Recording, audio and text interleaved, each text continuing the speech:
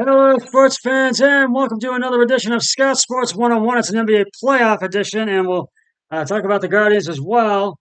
And I know sorry I didn't get a chance to do a preview for it, but I will do it. Uh, Hopefully, we'll try for Tuesday night's game. We'll see. But we will recap the Cavs game from last night as they are down 0-1, but we'll talk about it. We'll talk about the Guardians and other sports if there is time. But first, here is today's Scout Sports 101 trivia question. It's a Major League Baseball trivia question. Which 17-year-old rookie set a record by striking out 15 batters in in, in first major league start in his first major league start? Uh, and I will have the answer to the question to this. I'll have the answer later on the podcast. Excuse me. Well,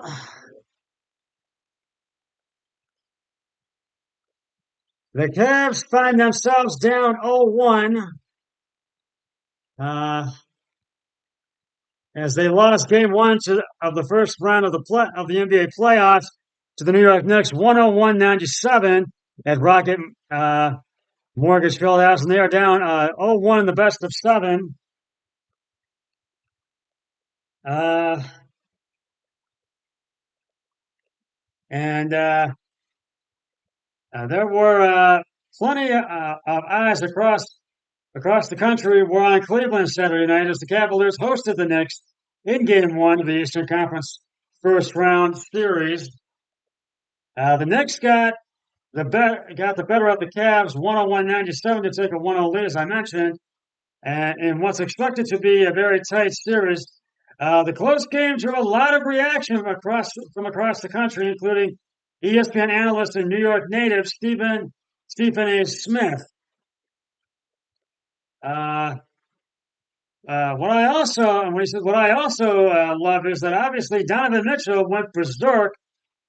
He had 38 points, but you need more than that if you're going to beat the Knicks. And if you're the Cleveland Cavaliers, it wasn't enough last night. Smith said on ESPN's NBA Countdown after the game, and New York stand up. And the theme of the Cavaliers not giving Mitchell much help was shared by Smith's ESPN colleague, Jalen Ross. In particular, the Cavaliers' bigs needed to offer more support, as Rose said on SportsCenter on Saturday night. Jared Allen and Evan Mobley got to come with a better physical presence against the New York Knicks front court, Rose said. And I'm not just talking about pounding stats like rebounding, for example. I mean finishing around the hoop, dunking the ball when you get an opportunity to, and playing strong, holding your position defensively, and making timely plays. Allen had 13 points on 6 for 8 shooting, and Mobley struggled in his playoff debut, going 4 of 13 from the floor for 8 rebounds. Sports Illustrated Rowan Nadakim wrote more about the Cavaliers got little help. More about how the Cavs got little help, for Mitchell on Saturday, and how the Knicks gamble to try and make someone else beat them paid off. The Knicks, who were not shut out defensively, who were not stout defensively this year, deserve credit for coming in with an aggressive game plan and executing it at a high level. They trapped Cleveland's guards and dared everyone else to make them pay. The Cavs couldn't do it. Nakimi wrote, Mitchell and Darius Garland combined for 55 points of the Cavaliers' 97 points on Saturday night. Heading into Game 2, the Cavs need to find a third scoring option outside the backcourt. And that was NBA analyst Lloyd Pierce said that. might need to be Mobley. And they need to tie it up. They will need to win and tie it up, and I feel that they will. They had three guys in double figures tonight, and that's not going to do it. They've got to get Evan Mobley going a little bit, and really it's just throwing it down to him in the post. It makes him feel good, empowers him, includes him in the offense, Pierce said. Saturday night's game went down to the wire with the Cavs leading with fewer than 2 minutes to play. That's when Josh Hart, who had 17 points off the bench for the Knicks, delivered his biggest contribution with a three-pointer to give New York the lead for good at 95-93. Mike Vaccaro of the New York Knicks Post wrote about the big plays Hart made down the stretch to secure the win for the Knicks. And it was especially an especially encouraging team-wide performance, given how little collective playoff experience they have.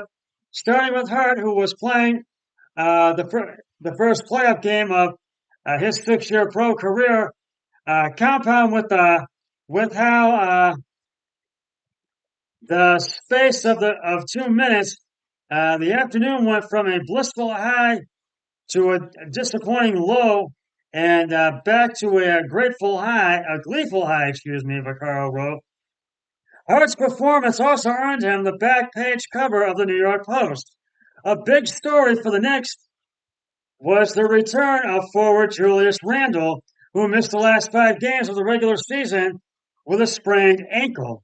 He came back on Saturday and had a double-double with 19 points and 10 rebounds. SNY's Ian Begley talked about Randall's return to the lineup and the impact that Jalen Brunson had as a closer down the stretch in the video below. Um, and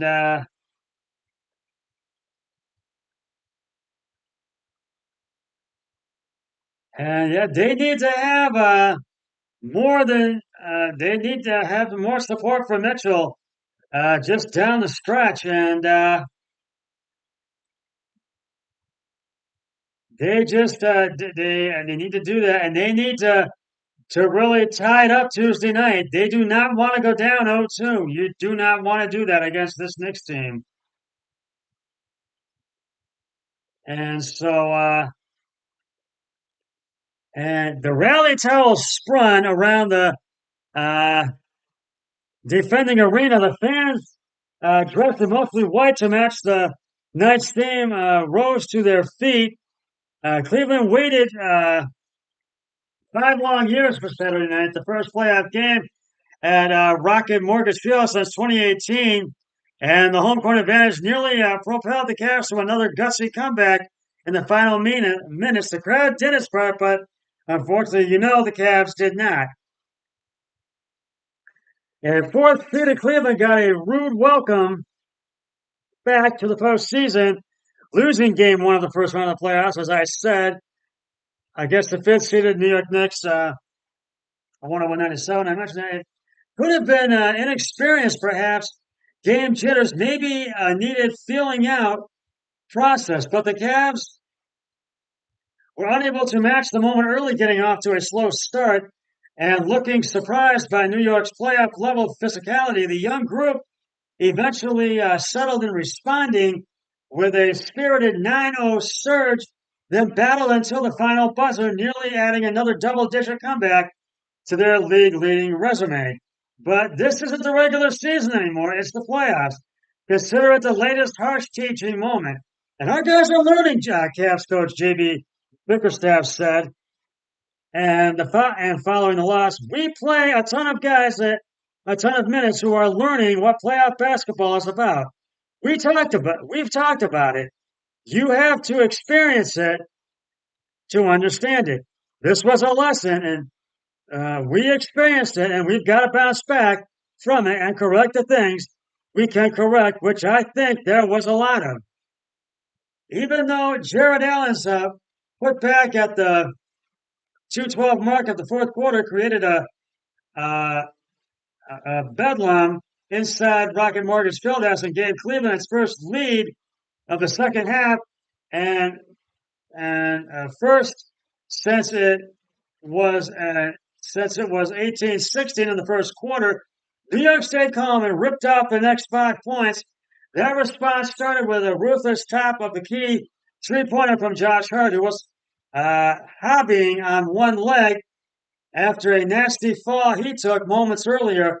Then came a clutch pull-up mid-range jumper from tested Jalen Brunson that put the Knicks back in front by 4. The Cavs were never able to reclaim the lead, only getting as close as 2 as Brunson, frustrated by first half trouble, repeatedly came through and got the best of the Cavs. Donovan Mitchell once again.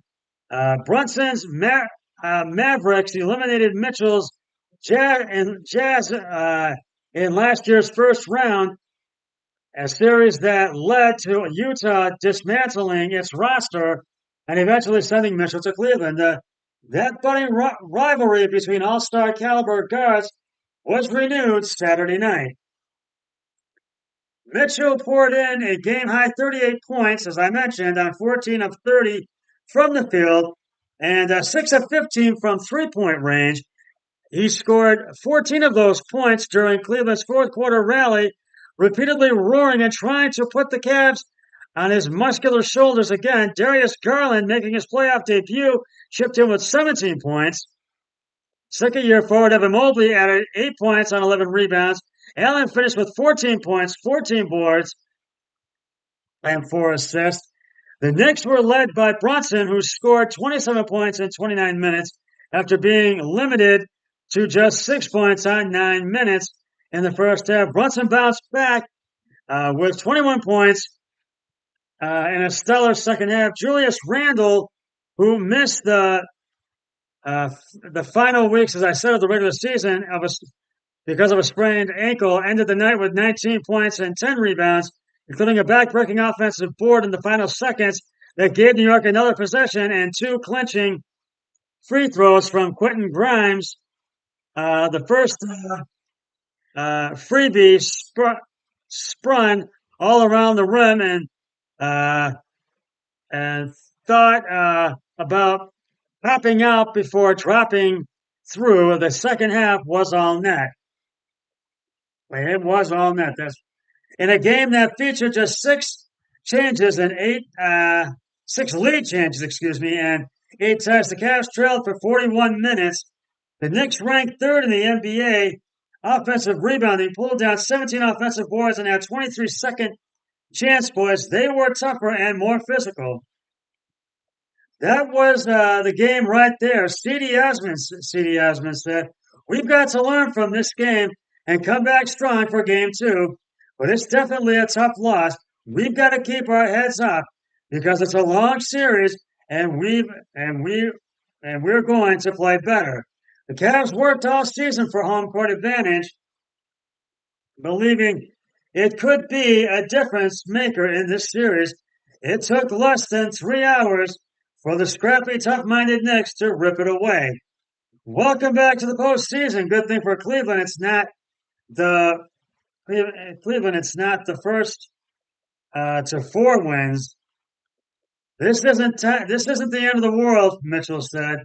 It's more people watching, so you can lose one game at home, and they can feel like the end of the world if you allow it. They came in there and took one from us. We've got to go get one right back. There is no room to sit here and feel sorry or feel upset and get down. It's one game. We will respond, and I think they will do just that Tuesday night. And they will host the Knicks in Game 2 Tuesday night, and tip-off is set for 7:30. That's at Rocket Mortgage Fieldhouse. And so, and that will be on, I do believe, I have to see that game is being televised. I do believe that will be on. I'm trying to find out.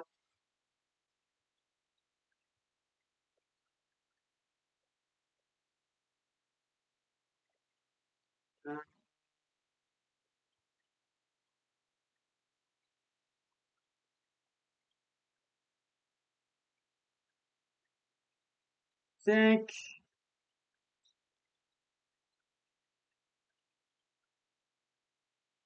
I'm trying to find out what channel the station is going to be on.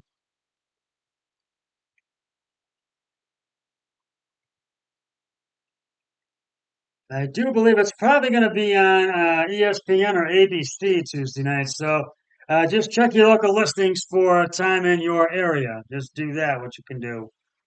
So, but the Cavs will need to have a bigger, to really come back and tie this one up Tuesday night. They will need to do that. Uh, we'll get to the Guardians in just a sec. Right now, it's time to reveal the answer to today's Scott Sports 101 trivia question. Which 17-year-old uh, rookie set a record by striking out 15 batters in his first major league start for the Cleveland Indians, now known as Cleveland Guardians? And if you said Bob Feller, you are correct. After the 1936 season, Bob Bullet Feller went back to Van Meter Van Meter Cloa Cloa to finish his senior year of high school. I have another trivia question on my next podcast, which hopefully it'll be the NBA one, an NBA playoff one. So stay tuned for that. Well, the Cleveland Guardians, unfortunately, they won. They won 6-4 yesterday, but unfortunately today they couldn't. They take 2 out of 3 as they lose 7-6 to the Nationals today. Shane Bieber was on the hill for the Guardians today. He went 6 innings, gave up 9 hits, 3 runs, had one being at bat, and had struck out 4 batters. Then the bullpen came in, and they didn't do so hot today as they usually do. And Trevor Stephan came out in the ninth, but the Nationals just came back and they scored in the top of the eighth, and they went up 7-6, and they just could not. The Guardians just couldn't come back in the top of the ninth, and so the Guardians they take 2 out of 3, but I'll give you the highlights of this one right now. And but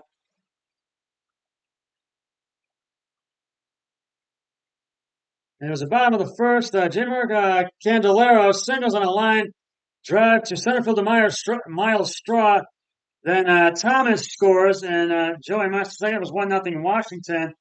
In the bottom of the second, Lane Thomas doubles on a 4-line drive to center fielder Miles Straw, and Stone Garrett scores. It was 2-0 Washington. And then Will Brennan, in top of the third, Will Brennan doubles on a 4-line drive to left fielder Stone Garrett. Mike Zunino scores. It was 2-1 Washington.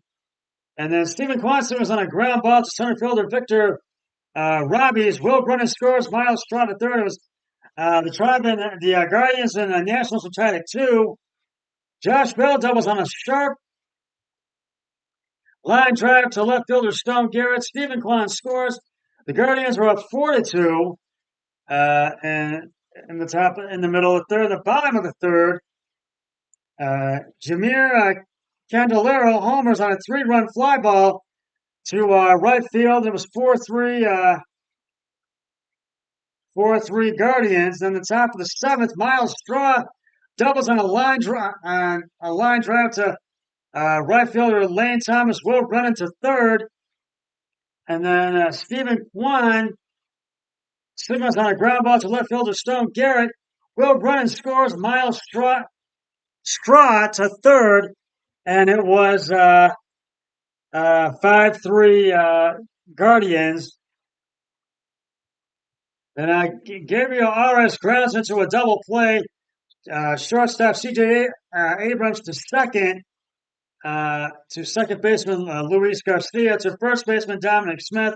Miles Straw scores, and Stephen Kwan was out, and there were 2 outs, and it was 6-3 Guardians. Then in the bottom of the seventh, Luis Garcia homers on a fly ball to right field. Jamir Candelario scores, and it was 6-5 Guardians. And then in the bottom of the eighth, Stone Garrett singles on a ground ball to fielder Oscar Gonzalez, to right fielder Oscar Gonzalez, excuse me. And C.J. Abrams walked Stone Garrett to second. And then Victor Robbins was out on a sacrifice bunt to pitcher Nick Sandlin to second baseman Andres Gimenez. Stone Garrett to third, C.J. Abrams to second. There was one out. The Nationals challenged the home plate collision call in the field and was overturned. Lane Thomas out on a sacrifice fly to center fielder Miles Strauss. Stone Garrett scores. There were two outs, and C.J. Abrams to third. It was the Guardians and Nationals were tied at 6. And then Joey Meneses singles on a ground ball to right fielder Oscar Gonzalez. C.J. Abrams scores. Dominic Smith to second. It was 7-6 Washington. And then in the top of the ninth, Stephen Kwan called out on strikes. That was the 3 outs, and the Nationals win by the final score of 7-6. It was Mason Thompson gets the win, and he goes to 1-1. It was Nick Sandlin got the loss, and he falls to 1-1, and Kyle Finnegan gets the save for the Nationals, his third save of the season. So the Guardians take 2 out of 3 off the Washington Nationals. They are right now 9-7 in second place, 1 game in back of the Minnesota Twins. If they can take all 3, they can get back in first place. And they will take on the Detroit Tigers tomorrow at tomorrow evening at 6:40 first pitch. And at Comerica Park in Detroit. And here I'll have the pitching lineup for you in just a sec. Hunter Gaddis on the mound for the Guardians with a record of 0-1. He'll try to get his first win. And Matthew Boyd on the hill for the Tigers, and he'll try to get his first win for himself with the Tigers as well. And as I said, first pitch at 6:40, and you can catch that game on Bally Sports Ohio. And getting back to the Cavs, I really feel they need to tie it up Tuesday night, and I think they will do just that. But they need more support for Donovan Mitchell, and they got to get guys scoring in the backcourt, so I think they're going to do just that. Well, that's just about going to wrap it up for the Sky Sports 101 NBA playoff recap show. And so I'll be back with another podcast, hopefully Tuesday night, for Game 2 of the NBA playoffs. But until then, always remember, be a team player each and every day and every way possible. So long, everybody. 3, 2, 1, I'm done.